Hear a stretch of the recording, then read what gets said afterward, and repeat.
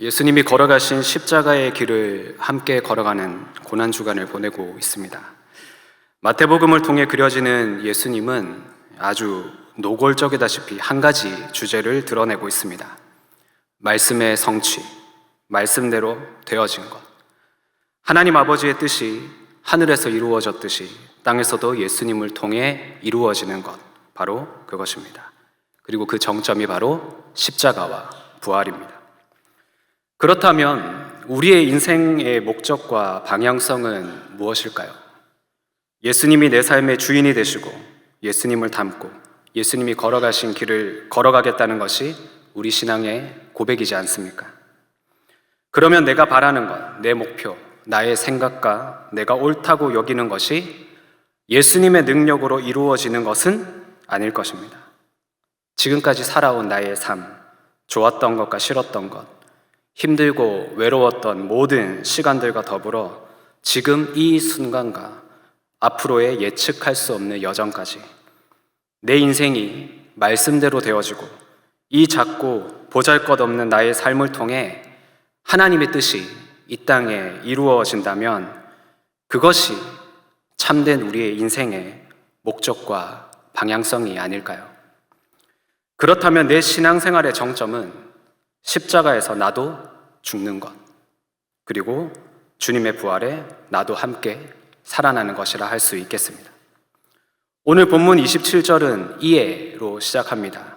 빌라도는 손을 씻어 자기 탓이 아니라고 하고 죄수인 바라바는 놓아주고 예수님을 십자가에 매달기로 결정하면서 채찍질까지 한 다음입니다. 이에. 그렇게 되니 로마 총독의 군병들이 예수님을 데리고 관정으로 들어가서 온 군대를 예수님께로 모았다고 합니다. 아니, 예수님 한 사람에게 십자가형을 내렸는데 왜 로마 총독의 군대 전부가 모였을까? 당시 총독의 군대가 600명 정도의 규모였다고 하는데 그 관정이 무장한 로마 군인들로 가득 찼을 것 같습니다. 왜 그랬을까? 저는 이들이 지금 아무 힘도 없이 저항도 못하고 끌려와서 포박을 당하고 채찍에 몸이 상했지만 바로 예수님을 알고 그 예수님을 두려워했다고 생각합니다.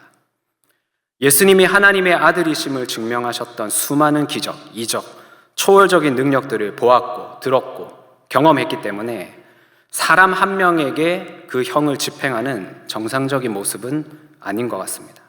워낙 당시에 큰 이슈이기도 했고요. 그런데 이제 큰 군대가 예수님을 둘러쌌으니 이제부터는 겁을 먹지 않고 마음껏 주님을 희롱하기 시작합니다. 내가 가진 큰 군대 같은 힘이 내 눈앞에 있는 예수님을 마음대로 할 수 있다고 생각하는 것, 이것이 말씀 없이 살아가는 사람의 드러나는 모습인 것 같습니다. 지금 당장은 내 마음대로 되는 것 같으니까 마음껏 으스대고 힘을 남용하고 과시를 합니다. 그런데 그 내용이 좀 독특한 것 같습니다. 28절을 보니까 왕이 입는 붉은 옷인 홍포를 입힙니다. 29절에는 고통의 가시관이지만 왕이 쓰는 관을 씌우고 왕의 지위를 상징하는 홀 같은 갈대를 오른손에 들렸다고 했습니다. 그리고 온 군대가 예수님 앞에 무릎을 꿇고 유대인의 왕이여 평안할지어다 를 외치고 있어요. 우리가 동화책이나 영화를 보면 진짜 신분이 왕인데 너무 작고 초라한 모습으로 와서 사람들이 몰라보는 장면이 나올 때가 있습니다.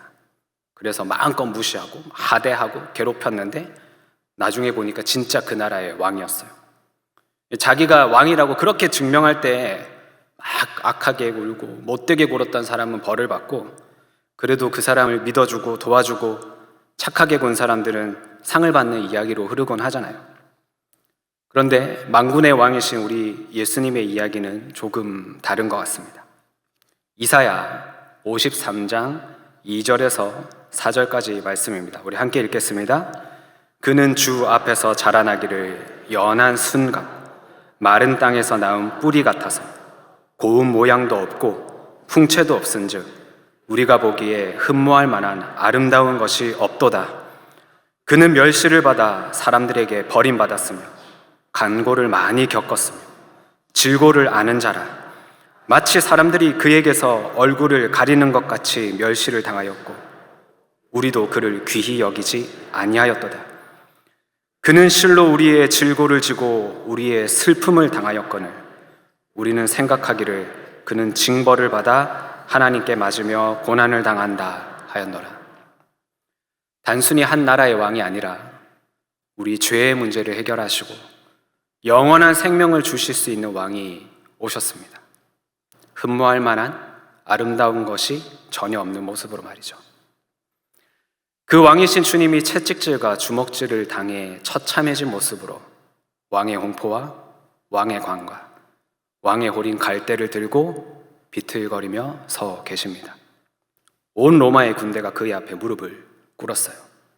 왕으로 대했지만 희롱이었습니다. 진짜 왕을 그렇게 멸시하고 귀하게 여기지 않았습니다. 30절을 보니 침을 뱉고 그 갈대를 도로 빼앗아 가시 면류관을 쓰고 계신 주님의 머리를 쳤습니다. 희롱을 다하니 홍포를 벗기고 다시 피로 얼룩진 옷을 입혀 십자가에 못 박으려고 끌고 나갔습니다. 왜 그러셨을까? 왜 그들의 그런 희롱에 아무 말도 없이 가만히 계셨을까? 수많은 기적과 능력을 보이신 하나님의 아들이 왜 지금은 도살장으로 끌려가는 어린 양과 같이 입을 열지 않고 멸시와 질고를 당하고 계실까? 능력이 없어서가 아니라 하나님 아버지의 말씀을 이루기 위해서입니다. 기적을 보이시고 능력을 나타내시고 가르치시고 고치시고 죽은 자를 살리신 때는 바로 그때 아버지 하나님의 말씀을 이루시기 위해 그렇게 하셨고 지금은 우리의 죄를 지시고 십자가에 못 박히시기 위해 수천 년 전부터 기록된 그 하나님의 말씀을 이루려 하심 때문입니다. 우리가 매번 고난주간마다 하는 고백이 있어요. 바로 내가 예수님을 십자가에 못 박았습니다. 왜 우리가 십자가에 주님을 못 박으려고 끌고 갈까요? 왜 우리가 예수님을 왕이라고 옷 입혀드리고 관을 씌워드리고 갈대를 그 오른손에 들리면서도 실상은 주님을 조롱했을까요? 예수님처럼 내 죄를 담당하는 힘없는 양과 같은 왕이 싫어서입니다. 로마 총독의 웅장한 군대가, 온 군대가 좋지 흠모할 만한 것 하나 없이 도살장으로 끌려가는 것 같은 질고를 지고 가는 어린 양은 싫은 거예요. 이 정도는 먹고 살아야 하고 이 정도는 건강을 유지해야 되고 자녀들, 가족들이 이런 일은 당하면 안 되고 이런 수치와 부끄러움은 싫으니까 더 좋고 더 아름답고 화려한 것들로 커버를 해야 마음이 좀 편해지겠는데 내 마음, 내 뜻, 내 생각과는 다른 하나님 아버지의 말씀이 나와 우리의 가정에 이렇게 이루어진다고 하면 펄쩍펄쩍 뛰면서 어떻게 그럴 수 있냐고 아니라고 소리를 지르면서 결국은 우리가 이렇게 말하는 겁니다. 그럼 저는 이만 주님의 길에서 손을 씻겠습니다. 정 그러시다면 차라리 죄수인 바라바를 놓아주고 예수님을 십자가에 넘기겠습니다. 잠시 이것만은 내 마음대로 할 테니 이것이 주님의 뜻이 아니어도 좀 넘어가 달라고. 이사야 53장 5절에서 7절 말씀을 함께 읽겠습니다. 그가 찔림은 우리의 허물 때문이요 그가 상함은 우리의 죄악 때문이라. 그가 징계를 받음으로 우리는 평화를 누리고 그가 채찍에 맞음으로 우리는 나음을 받았도다. 우리는 다 양 같아서 그릇 행하여 각기 제 길로 갔거늘 여호와께서는 우리 모두의 죄악을 그에게 담당시키셨도다. 그가 곤욕을 당하여 괴로울 때에도 그의 입을 열지 아니하였으며 마치 도수장으로 끌려가는 어린 양과 털 깎는 자 앞에서 잠잠한 양같이 그의 입을 열지 아니하였도다. 아멘. 우리가 지금 여기에서 예수님이 걸어가신 길을 기억하며 예배를 드리고 있는 것은 내가 그래도 누구보다는 잘났고 누구보다는 자격이 있어서가 아닙니다.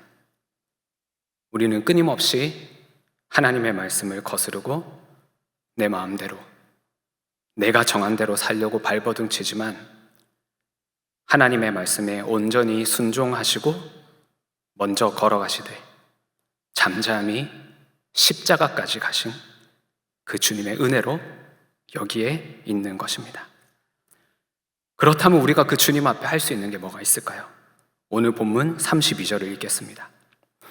나가다가 시몬이란 구레네 사람을 만나매 그에게 예수의 십자가를 억지로 지워 가게 하였더라.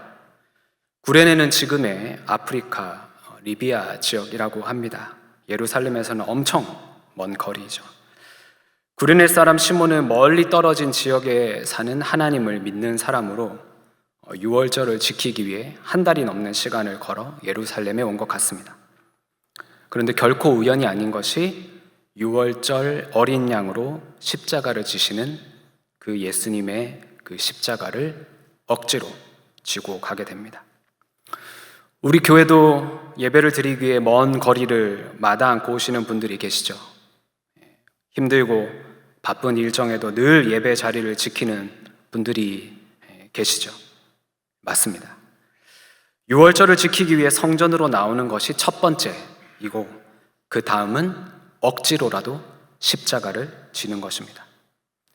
처음엔 내가 좋아서 시작한 사역이지만 억지로라도 해야 할 때가 있습니다. 은혜 받아 받은 직분, 셀 목자 자리에서 또 내 삶에 허락하신 여러 직장 같은 가정에서의 역할 같은 위치가 있습니다. 근데 다 때려치우고 싶을 때가 있어요. 그렇죠? 아니세요? 저만 그래요. 저만. 다 때려치우고 싶을 때가 있어요. 근데 받은 은혜가 있어서 핏덩이 같은 우리 공동체 셀 식구들이 막 눈에 밟혀서 그리고 먹여 살릴 처자식이 있으니까 억지로 버텨갑니다. 그런데 그게 성경적이에요. 말씀대로 억지로 하는 겁니다. 구레네 사람 시몬은 이 억지로 진 십자가가 자신과 가정을 살리는 사건이 되었습니다. 마가복음에는 알렉산더와 루포의 아버지인 구레네 사람 시몬이라고 소개가 되어 있는데 이후에 로마서 16장 13절에 사도 바울이 루포와 그의 어머니에게 문안하라고 하며 그의 어머니는 곧 나의 어머니라고 각별히 대합니다. 사도행전 13장에 안디옥 교회의 재직 명단이 나오는데 아프리카를 뜻하는 니게르라 하는 시몬이 등장을 해요. 억지로 진 십자가로 인해 그와 온 가족이 초대교회와 복음 전파에 귀하게 쓰임을 받는 가문이 됩니다. 그래서 십자가 지는 일은 억지로 해야 합니다. 할렐루야. 우리 앞뒤 좌우에 있는 분이 이렇게 한번 축복해 주십시오. 억지로 합시다. 근데 이제 그게 나 좋은 일 말고 십자가 지는 일을 억지로 해야 합니다. 하지만 거기에 참된 복이 있는 줄 믿습니다. 억지로 십자가를 질 때 우리 주님이 나와 우리의 가정과 우리의 자녀들을 책임져 주실 줄 믿습니다. 오늘 말씀 33절과 34절을 다시 읽겠습니다. 골고다 즉 해골의 곳이라는 곳에 이르러 쓸개 탄 포도주를 예수께 주어 마시게 하려 하였더니 예수께서 맛보시고 마시고자 아니하시더라. 그들이 예수를 십자가에 못 박은 후에 그 옷을 제비 뽑아 나누고 거기 앉아 지키더라. 아멘. 골고다, 해골들이 가득한 곳은 아무런 소망이 없는 끝과 같습니다. 하지만 거기서도 주님은 하나님의 말씀에 순종하심과 그 말씀을 이루시는 것에 소망을 두십니다. 시편 69편 21절 말씀입니다. 함께 읽겠습니다. 그들이 쓸개를 나의 음식물로 주며 목마를 때에는 초를 마시게 하였사. 성경에 기록된 주님이 하신 일에 의미가 없는 것은 없습니다. 심지어 골고다에 이르러서도 말이죠. 그렇다면 내 삶의 골고다와 같이 이젠 끝이야, 이젠 소망이 없어 라고 하는 자리에서도 포기하지 말아야 합니다. 주님이 포기하시지 않은 인생에는 끝이 없습니다. 그 자리에서도 주님의 약속과 말씀이 성취될 것이기 때문입니다. 이미 기진맥진한 상태의 주님에게 쓸개를 탄 포도주를 주는 것은 일말의 동정이었습니다. 고통을 줄여주는 환각제, 마취제 같은 것이라고 해요. 예수님이 고통 속에 일그러지시고 정신이 혼미한 가운데 한마디 말은 없으셨지만 이 구약의 말씀의 성취와 더불어서 이 시편 말씀을 계속 되뇌이지 않으셨을까? 그들이 쓸개를 나의 음식물로 주며, 그들이 쓸개를 나의 음식물로 주며, 또 하나의 하나님의 말씀이 이루어지는 것을 보며 맛보시고는 마시고자 하지 않으셨습니다. 십자가를 향한 주님의 소망이 그때 더욱 분명해졌기 때문일 겁니다. 혹시 골고다를 경험해 보신 적 있습니까? 아니면 지금 너무 소망이 없어서 골고다를 향해 가고 계십니까? 에라이 모르겠다 하지 마십시오. 포기하지 마십시오.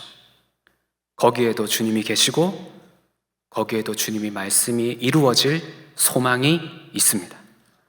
우리가 정신을 바짝 차려서 지금 내가 해야 할 일, 하지 말아야 할 것, 말씀으로 분별해야 합니다. 이어서 35절에서 38절까지 말씀 읽겠습니다. 그들이 예수를 십자가에 못 박은 후에 그 옷을 제비 뽑아 나누고 거기 앉아 지키더라. 그 머리 위에 이는 유대인의 왕 예수라 쓴 죄패를 붙였더라. 이때 예수와 함께 강도들이 십자가에 못 박히니 하나는 우편에 하나는 좌편에 있더라. 쓸개탄 포도주를 거절하신 예수님은 오롯이 십자가에 못 박히시는 고통을 그대로 감내하셨습니다. 그 밑에서는 군인들이 예수님의 옷을 제비 뽑아 나누고 지키고 있습니다. 시편 22편 18절 말씀 읽겠습니다. 내 겉옷을 나누며 속옷을 제비 뽑나이. 예수님이 십자가에 발가벗겨져서 매달리셨습니다. 너무나도 수치스럽게 모든 것이 다 드러나신 채로 고통 중에 계십니다. 그리고 그의 머리 위에 붙은 죄패는 유대인의 왕 예수. 그렇습니다. 예수님이 죄가 있으시다면 우리의 왕이 되신 것입니다. 우리는 예수님의 말씀이 내 삶에 이루어지는 게 때로는 못마땅해서 그를 십자가에 못 박았지만 주님은 우리의 왕이 되심을 기꺼이 받아들이셔서 그 죄패를 머리 위에 붙이셨습니다. 그리고 강도들과 똑같이 십자가형을 당하셨지만 억울해하지 않으셨습니다. 이사야 53장 12절 말씀을 함께 읽겠습니다. 이는 그가 자기 영혼을 버려 사망에 이르게 하며 범죄자 중 하나로 헤아림을 받았음이니라. 그러나 그가 많은 사람의 죄를 담당하며 범죄자를 위하여 기도하였느니라. 아멘. 우리는 조금이라도 우리의 허물이나 수치가 드러나면 난리가 나죠. 믿음 좋고 성품도 좋고 나이스한 사람이라는 우리의 가면이 때로는 주님의 말씀 앞에 온전히 나아가는데 큰 장애물이 된다는 것을 인정하십니까? 예수님의 십자가를 바라보는 우리는 우리의 죄가 수치스럽게 다 발가벗겨져도 그것이 말씀대로 되는 것이라면 드러내야 합니다. 예수님은 죄가 없으시나 우리의 왕이 되심이 죄패가 되셨다면 우리는 더 이상 억울해하지 말고 내 죄패를 내 머리 위에 붙일 수 있어야 합니다. 내가 얼마나 음란한지, 내가 얼마나 돈을 사랑하는지, 내가 얼마나 교만하고 고집이 센지, 거짓말을 밥 먹듯이 하고 얼마나 남을 시기하고 질투하며 보이는 곳과 보이지 않는 곳에서 더럽고 추한 모습을 보이는지 생각해 보세요. 그냥 서로 듣기 좋은 말만 하는 모임이 좋으신지, 서로 벌거벗었으나 부끄럽지 않은 깊은 관계가 되어서 나의 고난과 수치와 죄패를 함께 나누면서 서로의 죄를 주님처럼 담당해 주면서 기도해 주는 모임이 좋을지, 나의 좋은 모습과 너의 좋은 모습이 만나서 만나는 모임은 결국 한계가 있고 끝이 있기 마련입니다. 그런 모임은 매력이 없어요. 사람은 영적이라 영적인 존재는 나이스함보다 진실함을 원해요. 그렇지 않습니까? 서로 진실해야 사람이 외롭지가 않아요. 부부관계는 진실해야 부부가 서로 외롭질 않아요. 모든 것이 드러나야 우리의 영도 함께 개운하고 서로 실컷 웃고 만나고 난 이후에도 찜찜하지 않습니다. 그게 다니까. 그런데 만약 우리가 이렇게 큰 다짐을 하고 예수님처럼 벌거벗고 내 죄패를 서로 달아가면서 주님 걸어가신 길을 따라간다면 어떠한 일들이 일어날까요? 오늘 본문 39절과 40절 말씀 읽겠습니다. 지나가는 자들은 자기 머리를 흔들며 예수를 모욕하여 이르되 성전을 얼고 사흘에 짓는 자여 네가 만일 하나님의 아들이거든 자기를 구원하고 십자가에서 내려오라 하며 평소에 상관도 없었던 지나가는 자들이 자기 머리를 흔들면서 모욕을 합니다. 정말 나를 생각해줬던 사람도 아니고 평소에 어떤 관계가 있었던 사람들도 아니에요. 하지만 발가벗겨져 죄패를 달고 십자가에 매달려 있으니 그제서야 와서 아는 척을 하는 겁니다. 정말 기분이 나쁘겠죠.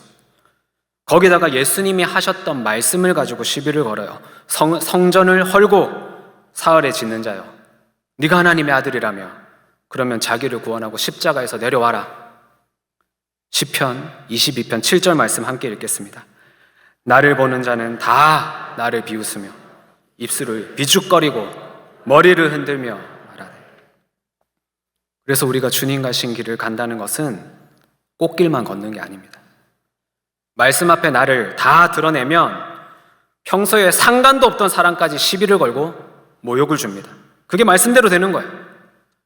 직장 생활을 하면서 내가 만약에 크리스천임을 드러냈을 때 전혀 관계도 없는 사람이 시비를 걸고 예전에 자기가 교회에서 상처받았던 것, 말씀 듣고 이해가 안 됐던 것을 가지고 괜히 나한테 와서 모욕을 준 그런 나눔들을 심심찮게 들어요. 근데 그게 맞아요. 예수님도 그러셨어요.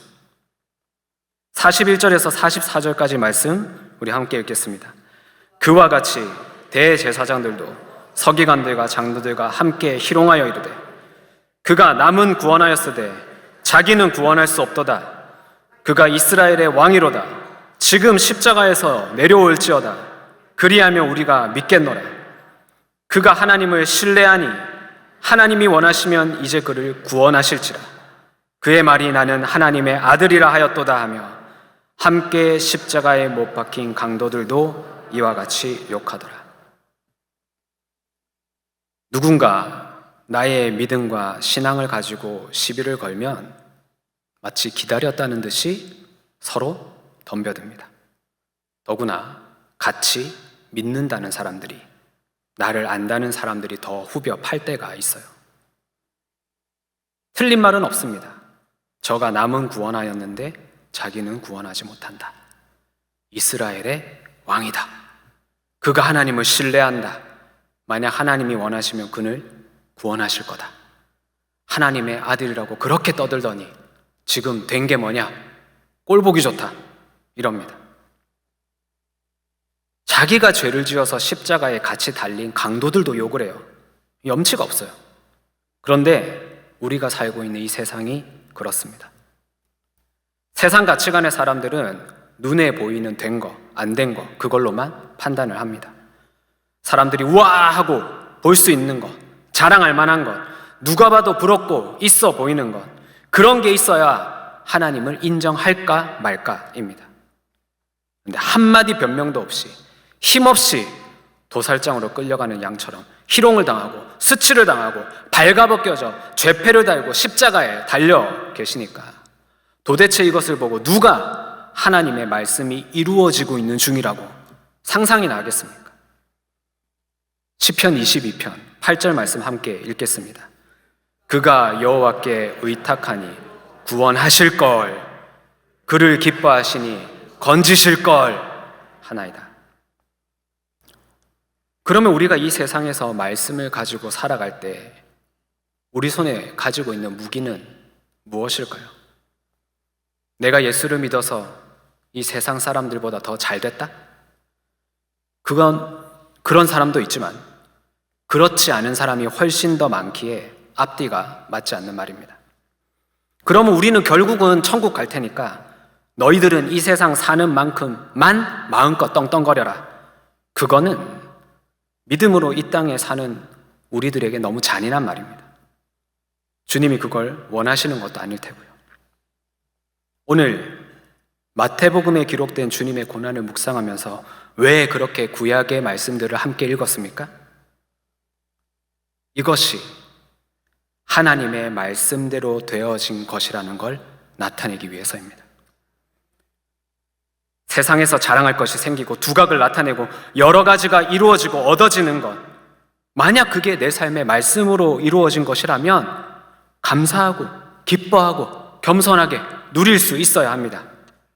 잘못된 건 아니에요. 좋은 거잖아요. 하지만 만약에 저라면 제 인생에서 왜 제가 이혼한 가정에서 자라고 늘 가정 안에 다툼과 부끄러운 가운데서 그 어린 시절을 외롭게 보내야 했는지, 그래서 그렇게 대인관계가 어려운 아이로 자란 것도 모자라서 학교에서 좀 열심히 해보겠다고 공부 열심히 해서 반장을 했더니 기분 나빠하는 아이들에게 왜 내가 구타를 당해야 했는지, 애정결핍으로 늘 사랑을 갈구했지만 기나긴 외로움의 터널을 지나칠 수가 없어서 죽음까지 생각을 해야 했는지, 한창 청년으로서 꿈을 꾸어야 할 20대 초반에 왜 듣도 보도 못한 채무를 진 신용불량자가 되어야 했는지, 그걸 어떻게 해석을 해야 됩니까?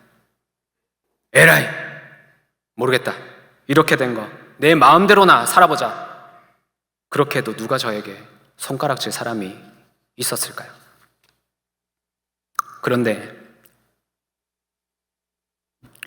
오늘 본문에 단 한마디도 하지 않으신 그 예수님의 모습을 보면 제 입이 닫힙니다. 하늘에 12군데의 천사를 동원하실 수 있는 능력 있는 분이지만 하나님 아버지의 뜻을 이루시기 위해서, 말씀대로 그의 삶을 다해 순종하시기 위해서 저와 여러분의 구원을 위해 죽기까지 사랑하신 주님의 모습을 보면 입이 다물어지고 깨달아지는 것이죠. 아, 내가 힘들었던 시절도, 지워버리고만 싶었던 과거도, 그때 그 사람들이 도대체 왜 이런 일을 나에게 했어야 하는가, 왜 이런 일이 나에게 일어나야 하는가 울부짖었던 그 사건들도 그것이 하나님의 뜻과 나를 향한 하나님의 그 말씀 안에 있는 것이라면 하나님의 뜻대로 이루어지는 것이 맞구나, 그것이 나와 우리 가정의 구원을 이루시는 내가 알지 못하는 하나님의 위대하신 뜻과 계획이라면, 그래서 지금 내가 예수를 믿어 억지로 한 것 같지만 돌이켜보니 우리 가정과 우리 자녀들이 믿음 안에 있고, 깨어진 가정, 경제적인 힘듦, 시련, 아픔, 외로움과 상실에 빠져있는 사람들에게 나눠줄 수 있는 이야기가 있는 인생이 되었다면, 주님처럼 나 혼자 잘 먹고 잘 사는 인생이 아니라 내 인생에 버릴 것이 하나도 없이 이제는 다른 사람과 다른 가정을 살리기 위한 나의 이야기가 되었다면, 벌거벗겨지는 수치와 내 머리 위에 달려있을 나의 죄패도 주님 앞에 감사할 수 있겠구나. 주님, 내 뜻대로 되게 하지 마시옵고 아버지의 원대로 되기를 원하나이다 라고 기도할 수 있겠구나. 여러분, 예수님은 우리의 왕이십니다. 내 소원을 들어주는 왕이 아니라 나를 구원하시기 위해 말씀대로 이루시는 왕이십니다. 주님은 한치의 오차도 없이 말씀에 순종하셨고 그 말씀을 이루시되 십자가로 완성하셨습니다. 오늘 주님 앞에 우리가 희롱당한 것, 수치스러운 일, 억울한 것, 죽고 싶었던 것, 모든 나의 죄패, 모욕들을 가지고. 그럼에도 주님이 오르십니다. 그렇게 구원을 이루실 나의 왕을 찬양합니다. 나도 주님이 가신 그 십자가의 길을 묵묵히 입을 닫고 걸어가겠습니다. 그렇게 다짐하는 우리가 되기를 간절히 소원합니다. 우리 시간 말씀을 생각하며 함께 찬양하겠습니다.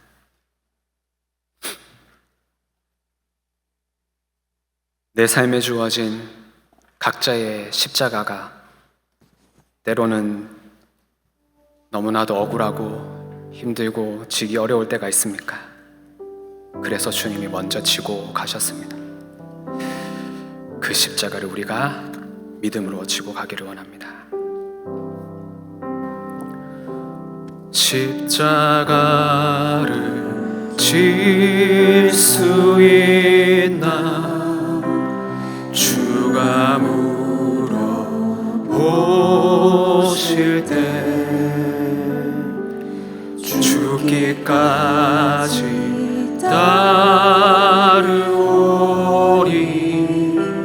저들 대답하였다.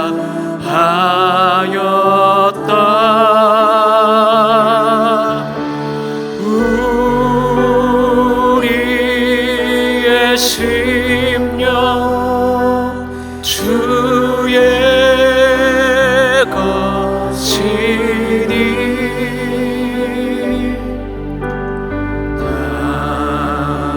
당신의 형상 만드소서. 아멘. 주인도 따라 살아갈 동안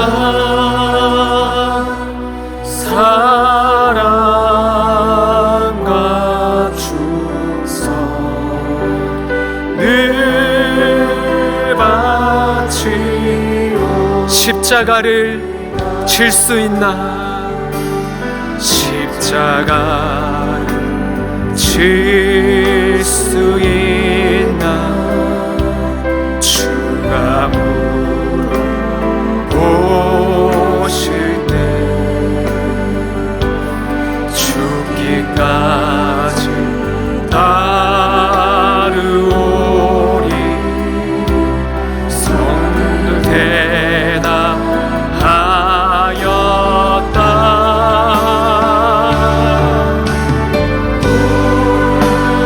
우리의 심령 주의 것이니 당신의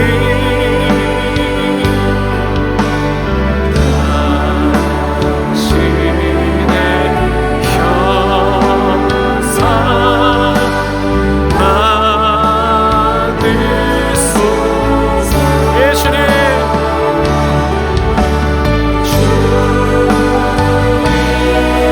주인도 따라 살아갈 동안 사랑과 충성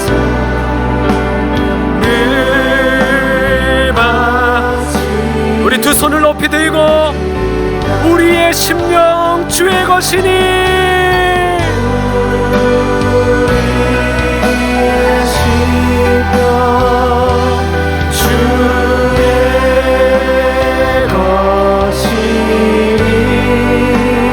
주님의 길을 따라가길 원합니다. 주님의 모습을 닮아가길 원합니다. 십자가까지 걸어가기를 원합니다. 주여 주인도 따라 살아갈 동안 사랑과 충성 늘